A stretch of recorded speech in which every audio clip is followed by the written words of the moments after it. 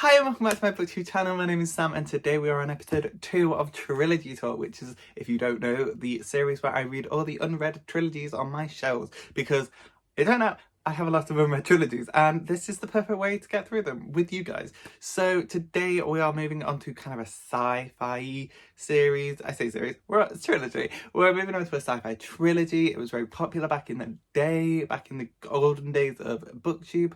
And yeah, I'm just going to dive straight in, you know from the title, but I'm going to be reading the Illuminae Files. We have book 1, Illuminae, we have book 2, Gemina, and book 3, Obsidio. Now, I will be frank with you, I have read these before, but it was years ago. It was years ago and I barely remember what happened in them. Like, I could name probably 2 bullet points from each of them and the major tropes they have. Like, I know the first one has AI and zombies in it. Like, I know that kind of thing, but I don't know I can't really remember the characters or the direction the book went.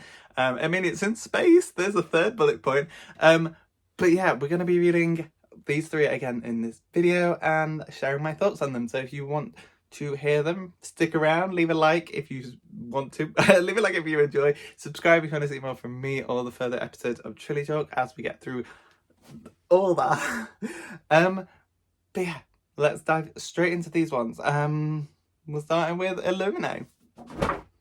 Okay, so Illuminae. There's a few things I want to say before we dive straight into the plot. But first of all, if you don't know, Illuminae is written in kind of a file dossier way. It's a multimedia way of storytelling, so it's not straightforward words on a page. It will be excerpts from messages. It'll be voice memo things that have been transcribed. It'll be countdowns. It'll be the AI's perspective. It will be emails, chats, pictures made out of words. There's a lot going on in this book, and it's one of the best selling points of this book is the way it's told. As you can see there's so many different formats, so many different ways of the storytelling in this. So that is one of the main draws of Illuminae, if you did not already know. And I decided to read this by audiobook because I had heard so many good things about the audiobook, specifically from Pearl and Banana Books, Christine. When I used to watch their videos on these, they always just talked about the audiobooks, and I was like, okay, I'll give the audiobooks a go around because I've read these physically before, so let's try the audiobooks. And the audiobooks were so good at capturing all the different ways because it had a full cast. The audiobook was narrated by a whole cast. There was sound effects, there was music, there was voice modifiers. It was really, really good. And coming out of it, I will say you do lose a bit of kind of the visual flair of these books. There's some things that can't really be transcribed into audio, but pieces of art. If I could flick to one, that'd be great. But this, for example, you get a map of the ship. You can't really do that in audio, which is a shame. But overall, I think they did do the best they could and a really good job of making these books accessible to people that can't necessarily read the physical copies. So that was great. So yeah, let's dive into the plot now. Now I've said that. Yeah. Okay, so Illuminae takes place in a universe where humans have kind of colonized the galaxy and they have all the different mining operations everywhere and different businesses, and there's 2 main corporations that we follow in this book. And one of them has this kind of illegal mining operation where we have our main characters, Katie and Ezra, who were recently in a relationship, but now they've broken up, but it was the wrong time because now their planet is under attack by the other huge corporation who is now what are you going to do? You can't report us because this is an illegal operation. We're going to take it over now. So they kind of come and invade to try and take over this colony, and they just trying to wipe out everyone. And Katie and Ezra manage to escape on some of the ships that managed to take off and get away from the invasion. And it's kind of like a space chase. The novel is a space chase. We have the fleeing vessels, the Hypatia, the Corpatia, Corylus, I can't remember the name of it, and the Alexander. Those 3 are carrying all the escapees of this settlement, and the Lincoln Deadnought from the evil corporation is now chasing them, and it's kind of a space chase. It's countdown to when the Lincoln will catch up, and it's just kind of this dense, tense, kind of space chase. So yeah, we followed that and they get on the ship, but they're on separate ships, so it's kind of good for them because they did just break up, but also it's our planet's just been destroyed. We need the people we know. So we kind of follow this space chase, and it is a really good book, and the kind of overarching plot is the evil AI called Aiden. They are on the Alexander, and they got damaged in the battle, and they start to kind of prioritize keeping the colony alive, like the colony survivors. But it has no limits to how it does that. So it starts killing people. It kills the captain of the Alexander, which was an amazing scene because it was like played with Beethoven music in the background because it was the captain's favorite music, and Aiden's kind of like weirdly kind of like making him comfortable but also like killing him because these kind of zombie outbreak has taken out, which I didn't mention, but the evil corporation launched this kind of like black mist that kind of infected and kind of had like a 28 days later zombie effect where it didn't like kill them and make them zombies. It made them really angry and kind of the rage zombie virus almost. So it's kind of that kind of infection, and we see Aiden kind of closing doors and then leading the zombies to kill the captain so that Aiden can now control the Alexander and do what's best for the fleet to keep the most amount of people alive, that kind of thing. And Aiden has such a god complex, which I also really love. Like an AI with a god complex, how can you get better than that? And they are just trying to... They're so manipulative. So yeah, the main plot is to escape the Lincoln and deal with the Alexander. With Aiden, the psychotic AI, and also the zombies, which the poor Alexander is just getting it all so rough. Like the Hypatia is just over here chilling. They have like a few issues on the Hypatia, but mostly it's the Alexander who's dealing with the god complex AI and the zombies, and is the military ship that then has to deal with the Lincoln, and it's like, poor Alexander, you know. But yeah, dialing that back a minute, let's talk about the characters. So the characters, we have Katie, who is like this teenager who is just the best hacker in the entire colony. Like, she's so skillful, she can do anything, she's better than everyone. And I'm like, she's like 16, how is she this good? She was like a middle school student. Well, I think that's middle school, high school, but she was like in school. She literally just came, she didn't even finish school. Like, they got invaded before she even got her diploma. So she came out of school, but she's just this amazing hacker who can hack AIs, can hack these spaceships she's never been on before. It's like, it was a little hard to believe, but again, this is a YA series, so I don't know what I was expecting, but I feel like it could have been done a little bit more subtly. Like, she could have learned stuff instead of just knowing what she was doing the entire time. But that aside, we also have Ezra, who they recently broke up, and they're kind of like, over the course of the novel, you're going to expect they get back together. And they rekindle their love. But he becomes an ace pilot, like never flown a ship before, but as soon as he gets in one and gets in a space battle, he's just the only survivor. He's like the best pilot they have.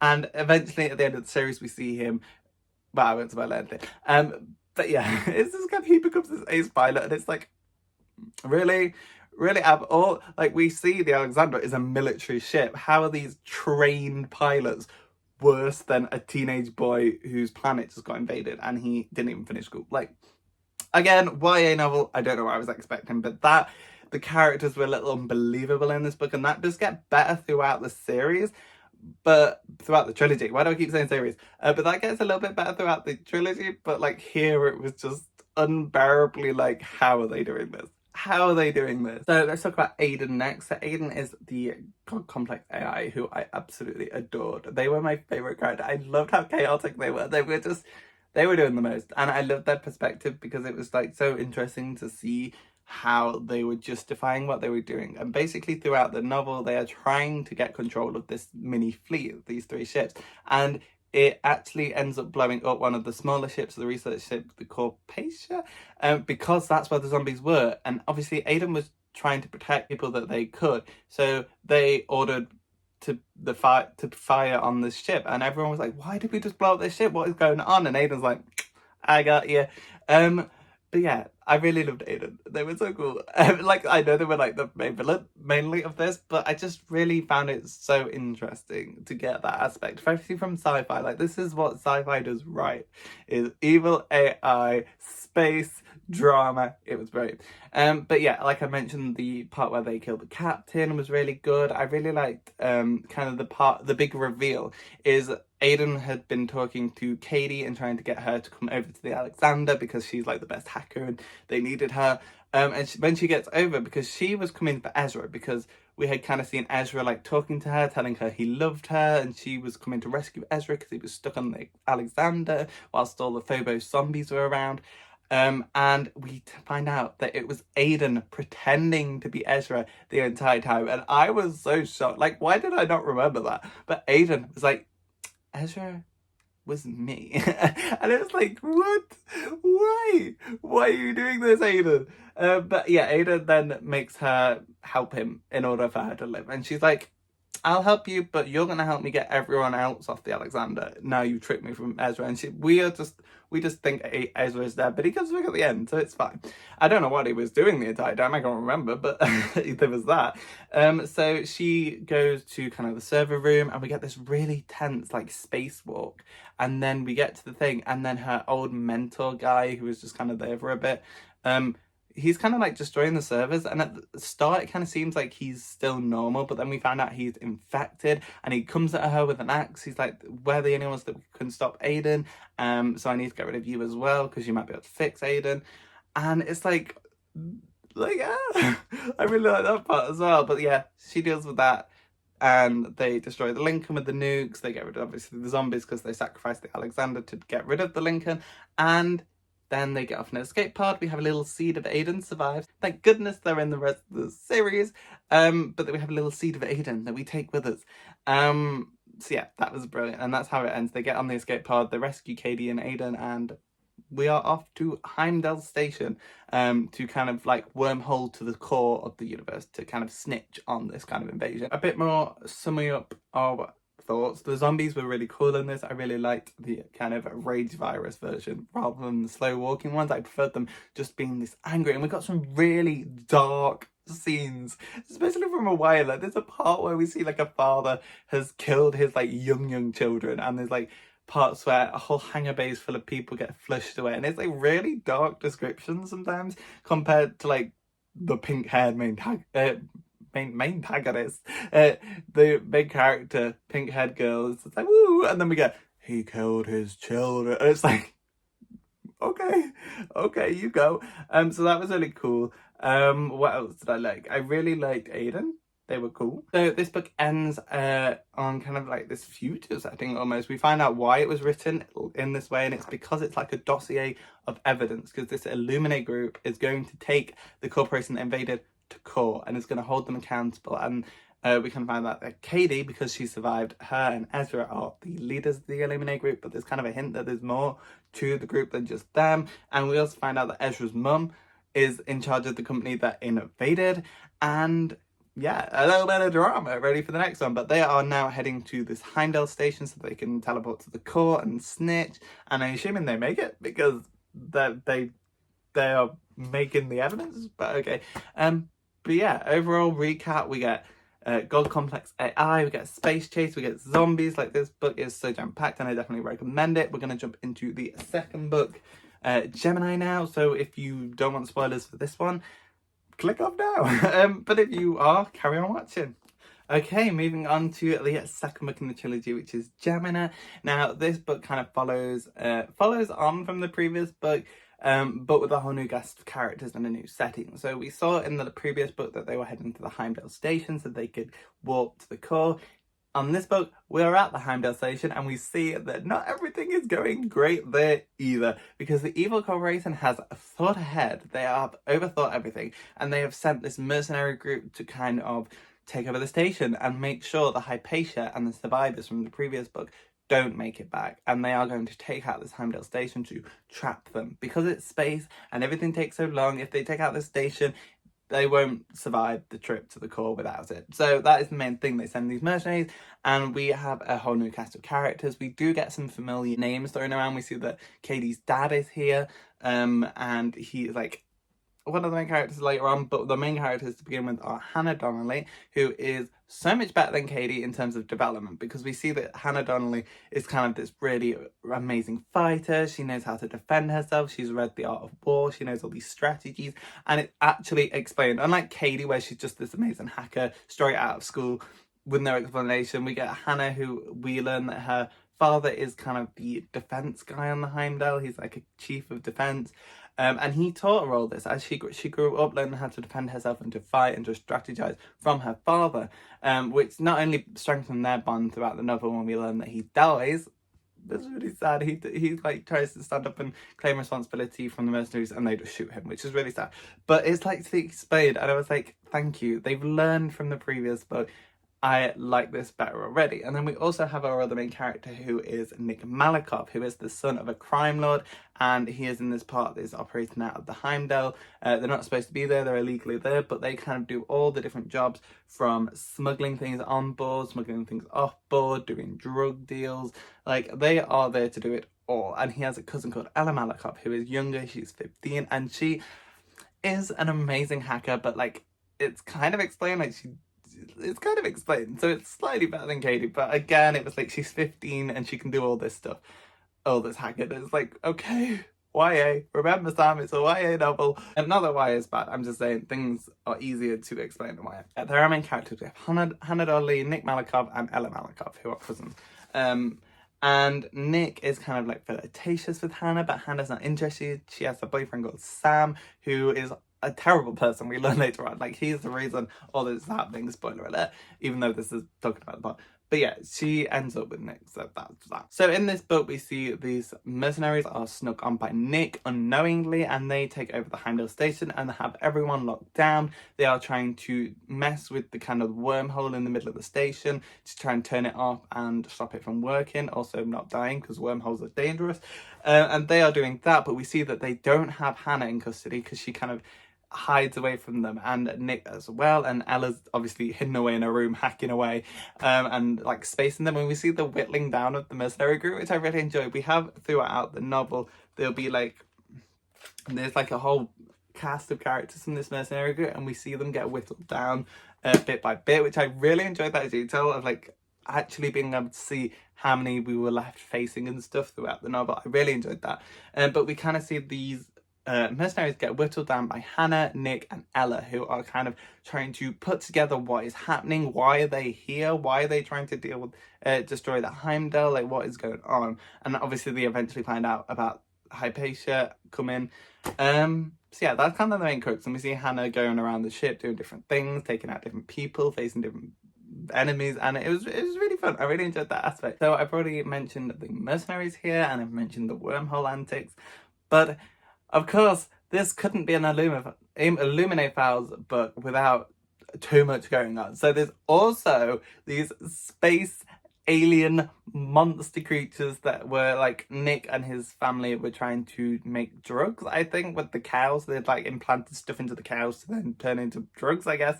And they actually get left because of the mercenaries attacking. They forget about what they were doing with the cows, and the aliens kind of mature, and they get out the cows and they start causing chaos. And there's this scene, there's this spacewalk where one of the mercenaries is trying to do something on the hull of the ship. They're trying to fix something, and the alien is in his suit, and it's so creepy. And then again, we later get the leader of the mercenaries goes out to see what the hell he's doing out there, and the alien is in his suit, and he's like, and it's like, oh, I really enjoyed that scene. You know it if you read it, but it was like such an intense scene, and very, because it's space, it's very isolated, and you know what's going to happen. So it's like this slow build up to the reveal.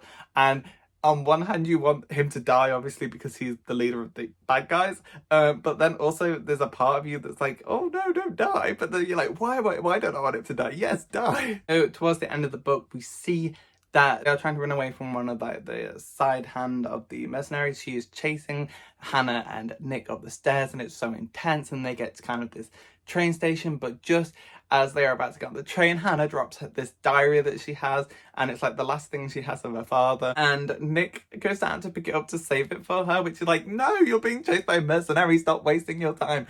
But I understood why he did it. But he gets shot 3 times. He gets shot so brutally, and he dies, and it's this moment of like, what the hell are we all going to die? And then Hannah is like, has to just leave him, and it's like, oh. But then we find out that earlier on, when we were trying to fix the wormhole, Hannah and Nick were trying to fix the wormhole, Nick got sucked into a parallel universe and got swapped with another version of Nick. So the Nick that died in our universe was not our Nick, it was a different Nick. And then we see Nick's perspective in this new parallel universe where Hannah died in that same situation. And we have to kind of see, oh shit, they're in different parallel universes, they need to get back together, because the whole universe, the whole multiverse is going to collapse if Nick, I keep wanting to call him Ezra, if Nick doesn't come back to his proper parallel universe and that one doesn't go back, the whole multiverse will divide. And the Hypatia comes and they kind of get transmissions from Hannah saying, hey, I need your help, this is what's happening.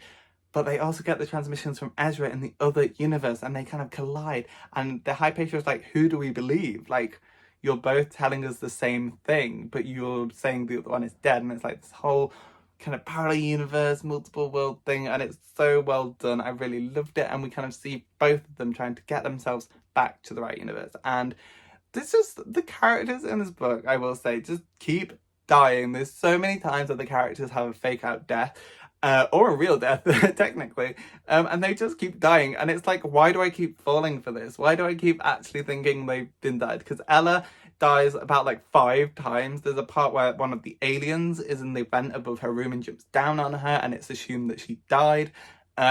We hear like gunshots, and then she comes up in the parallel universe with Nick in the vents, and she comes out the vents and dies. Then when he's fighting the main mercenary guy, she dies there, and it's like, oh my god. And then we go back to the main universe, and we get towards the end, and they're kind of explaining what's happening, and then she dies again as Sam comes in. He's like the last survivor of the mercenary group. He shoots Ella and he blows up the survivors of the Heimdall that were escaping on the ship. He shoots Nick again 3 times again, and then he kills Hannah, and like everyone is dead. And it's like, what the hell? But then it's revealed that that was a fake camera footage of the Illuminae Files. At the end, they reveal, because they're in court at the end, we finally get to see them at court trying to hold the company accountable, and we learn that Sam had made up that ending to hide that Hannah, Nick and Ella had survived, and actually they did survive, and Sam sacrificed himself to fix the wormhole. So yeah, I don't know if I'm making much sense, but I'm just so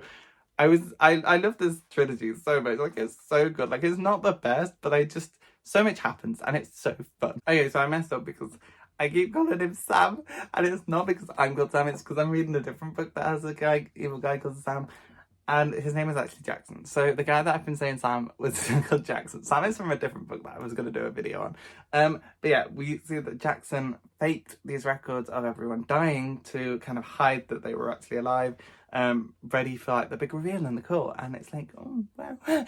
But yeah, everyone just kept dying. Like I said, Ella dies like 5 times.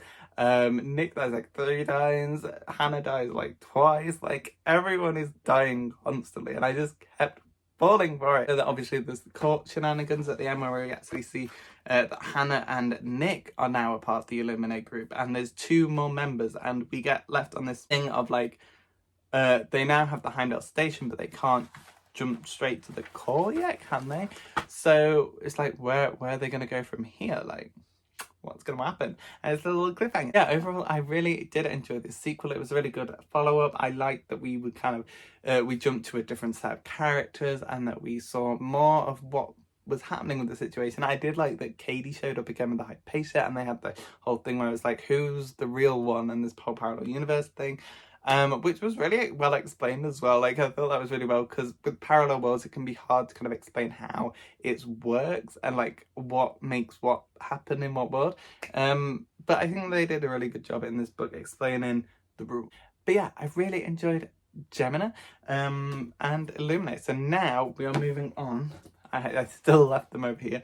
We are moving on to Obsidio, the 3rd book in the series. Now, I will say now, I did not enjoy this one as much, but you gotta stick around for the rest of the video. If you have not read this one yet, then stop here and come back later on. But if you have, stick around for my thoughts on this one. Let's get into them. So we are now on to Obsidio, the final book of this video and the final book of this trilogy. So in this one, again, we follow on from the previous storyline. I don't know why we wouldn't. But on this one, we are actually back in Carenza, the name of the planet that I finally checked. But we are back on Corenza, and we find out that not everyone is dead like we thought previously, because Biotech, the company that invaded, their last ship that had a warp core was damaged in the battle, so they can't go anywhere. So they are kind of just being a totalitarian evil force on this planet and making them all mine to get fuel while they're there, and they fix their ship, and then they're gonna leave. And we see one of the survivors is Asher Grant, Katie Grant's cousin. And she's kind of our main character. She's working as a nurse at a pharmacy, because anyone that didn't have a useful job was killed. And only like the people that could mine and the people that could like heal and clean were left alive. So Asher, thankfully, was a medical student, and she was able to move on to being a nurse in this. And we also see that she's hiding this little girl who I can't remember the name of, but I'll get back to her in a moment. She's hiding like a little girl in the ceiling, which is really cool. And then our second main character is actually Reese Lindstrom, who is actually part of Biotech. Like, this is our first character who is actually on the other side of this invasion, which was really interesting to see. And it kind of does humanize Biotech a bit, like the people working for them. We see that they're not all evil, they're just doing their job. But again, you can't make me like them. They literally invaded a planet. I'm not going to feel sorry for them. I don't care if they're just doing their job. Their job is wrong. Okay? I don't care. I don't know if I have to keep saying this, but this is in a dossier form. And again, we see an increase of kind of the surveillance footage analyst, who we learn is Nick Malagov. And there's like another one, but I don't think that's how they said who that is. I assume it's like Hannah or Katie. But we learn that Nick, because we see kind of a split perspective from Asher and Lindstrom, Asher and Reese, planet side in this kind of taking over Corenza, but we also see from our original characters from the previous two books on the ship, on the Hypatia, coming back and kind of figuring out how they're going to deal with the people on things. Because Heimdall was broken, that's why they couldn't use Heimdall because it was broken because of all the antics from the previous book. So they're trying to capture the warp core of the surviving ship on Corenza. They need to capture Biotech's core to get back. That's why I've just remembered. Okay, so we see that, and it's kind of a split perspective. So I'll start with the main characters, Asher and Reese, because it's their book, even if it was overtaken. And now I will say overall, I did not enjoy this one as much, mainly because the previous book offered so much. We got zombies, evil AI, parallel universes, aliens, space chasers, and all this. We got all that from the previous book, and then when you come into the third book, there's really not that much going on in overall terms. We see the oppression of this mining colony, and we see a space battle at the end. And that's really all this book has to offer, which again, I guess it's kind of unfair to expect more than that after everything that had been done already in the previous books. But it just felt like the standards for what was going to happen in these books was built up so much in the previous two books that in this third one, when nothing that mind-blowing happens, it's almost like, oh, I guess they ran out of ideas and they just needed to finish the series. But it was still a good book. I'm just a little disappointed and sour that we didn't get any mind-blowing revelations or kind of sci-fi tropes in this one. It was just oppressed colony and space battle. That was all it really was. And it's like, this should have been the big penultimate battle. You could have saved something for this one. But anyway, said Asher is working as a nurse and Reese is a soldier for Biotech, and we just kind of see them on this Corenza planet colony, and we see this rebellion is growing and Asher is a part of it, and they're kind of stalling for as much time as they can. They're trying to send out messages to call for help, and just trying to stall in the mines. So they'll have people sacrifice themselves to kind of blow up and cave in some of the mines to slow the progress, because once Biotech get the fuel they need from the mining and the ship is fixed, they'll leave and kill anyone that is left on the planet. So they're trying to stall for that. That was really cool. I liked all the different messages they had. There's some cool details in this where we see that Asher and Reese, that kind of reconnects. Asher is trying to use Reese as an in to Biotech. Like, she's trying to use him, get him on the rebellion side because they had a relationship in the past. And it's kind of like they're in. And we see that they pass notes to each other, which I thought was one of my favourite details, was they had like different scraps of paper with notes on them. So like that. I really enjoyed these pages a lot. But yeah, that's mainly that part of the story, is they are just, we kind of see them go through the motions of the rebellion. We see Reese go through the motions as a soldier, and he's kind of questioning whether they are actually doing the right thing, because they are constantly killing this kid. At one point, the kid gets killed for being out after curfew, and Reese has like a really strong reaction against that. Like, he did not believe that should have been what happened to the kid.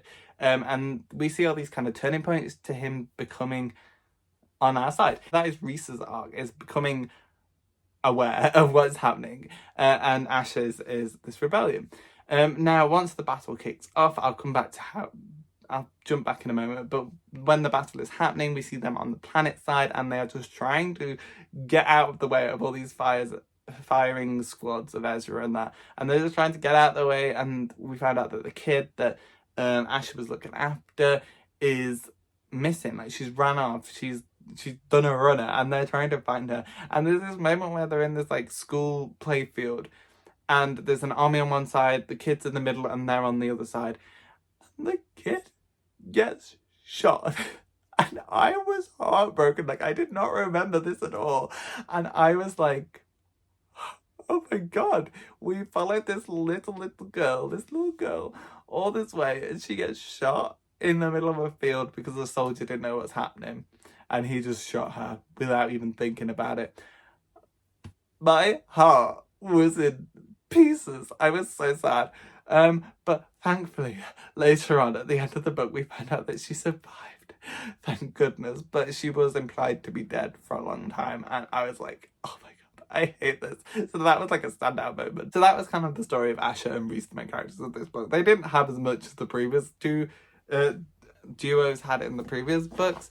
But yeah, that's what they had. So jumping back to Katie, Ezra, Nick, Hannah, and Ella.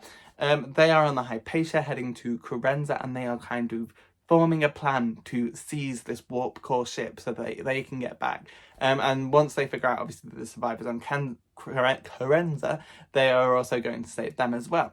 And we kind of see there's like a little bit of a mutiny going on, because some of the survivors from Heimdall feel like they're not being taken into account on the Hypatia. They feel like their voices aren't being heard above the Hypatia's needs. And I see this mutiny go on, and that was interesting, I guess. And it gets resolved fairly quickly, but it was fun to get that bit of a mutiny and see them all have a bit of drama before they got there. We see that Ella has been hospitalized because obviously she's been through a lot, and she was already kind of in ill health in the previous book, so that was sad. But we also see the start of the Illuminae Files, and we start to see that Nick is transcribing the visual things. We see Ella and Hannah are working on getting all the documents together that Aiden managed to save, because obviously Aiden is an all-powerful AI. They were able to get all these messages, and that's the explanation of why we have all these different things. So yeah, we see that, and then we get to the ship, we get to the planet, and they have the big battle. We see Ezra and Nick are kind of buddy, butting heads all the time, but buddy, and they fly together, and there's a moment where we are told they're dead. Again, Nick dies again, but no, he survived, thank goodness. And there was this kind of cringe moment, I will say, where throughout the parts they were in, Nick is wearing a parachute, and everyone's like, why are you wearing a parachute? We're in space. And I was like, this is so cringe. Like, but it was just like so cringe. Like, yes, why are you wearing a parachute? And then it's like, yeah, he's obviously going to use it at some point and it's going to rescue him. But it was just so many times. They're like, Nick, why are you wearing a parachute? We're in space. Like, multiple times, that exact wording, that exact point they keep bringing up and up and up, and it's like, shut up. I get it, the parachute is going to save his life in the end. You don't have to keep setting it up because you set it up like 5 times already. Shut up about this stupid. Like, it really got under my skin. I really found that really irritating. They kept mentioning it, and I was like, okay, I get it, he's wearing a parachute. Shut up. Shut up. But yeah, we see the big battle. Nick and Ezra have their fake out death, but actually the parachute saved them. We see they do win the battle. They take out the main bad guys, and they get the warp core. And then they warp to the core, and we see the big reveal at the core where everyone is like showing up. They're like, we want justice, we want justice, we want justice for Corenza. And everyone's in the court waiting for the hearing, and then we cut to kind of like a cafe part where we have Ezra, Hannah, Katie, I don't remember the names. Hannah, Ella, Katie, Ezra, Nick, Asher, Reese are all there in this cafe, and we kind of hear in the background there's the news playing, and we find out that they won the court case, which was a weird way. I don't know why we didn't just see it in the court. That would have been more cool, but no, we just hear it in the background news at the final chapter. But they're all now at a cafe, and they're all this little friendship group, and now they're off to go about and live their lives without having to be tackled by aliens, zombies, parallel universes, so they can just go live normal lives. And that is how the series ends. And it was quite a nice ending. I liked it. But yeah, as I said previously, this book just didn't have as much going on in it. And it was like, okay, okay, it feels like the authors just want to end it now. But yeah, that's my thoughts on the Obsidio. Okay, so I'm out of breath now. I've talked about all 3 books straight away because I have been at uni and have been too busy to film them individually. So I filmed them all in one day, but I am out of breath. So here is the Illuminae Files. I have now finished the series, the trilogy. Why do I keep saying series? I have now finished the trilogy. That was episode 2 of Trilogy Talk. I really hope you enjoyed it. The next episode, I'm not quite sure what it will be on yet, but it'll be great. So stick around for episode 3 of Trilogy Talk. This was episode 2 with the Illuminae Files, Illuminae, Gemini, Obsidio. I really hope you enjoyed this video. If you did, leave a like down below. I would love it if you did. Subscribe for more from me, whether it be my next episode of Trilogy Talk or whether it just be more bookish content from me. I have vlogs also if you want to check them out. I've been to New York, to Italy, to Spain, and I have vlogs on them all, so definitely check them out as well. Yeah, what else can I promote for myself? If you want to check me out in Goodreads or Instagram, the link are down below, at Sam Young's Books and at Love Sam on them respectively. Love Sam on Goodreads. The links are down below. You'll be able to click them, it'll be fine. Please follow me over there if you haven't already. I post more bookish content in there as well, such as reviews and cool photography. So yeah, that's everything I have to say. That was the Illuminae Files. Overall, the audiobooks did an amazing job on making them more accessible. And visually, I prefer them visually, but the audiobooks did a great job capturing them. And yeah, definitely recommend this trilogy. I'm not saying the name of the authors because one of them I don't like. But I'm not going to get into that in this video. But yeah, the Illuminae Files, really fun, really amazing sci-fi. It's like a good place to start off with sci-fi if you're not a sci-fi reader. It's a very good place to start off, and I think it is what prompted me to read a little bit more sci-fi. Like, I'm not a massive sci-fi reader as it is, but when I read these at the time, I was like, I want more sci-fi, you know? I got to it, but it made me want to. So yeah, if you want a good sci-fi trilogy, then here you go. Thanks for watching. I'll see you in the next video. I would tease you on what it's on because I don't know yet. There's some hints of future videos in this pile here, but yeah, I'll see you then. Bye!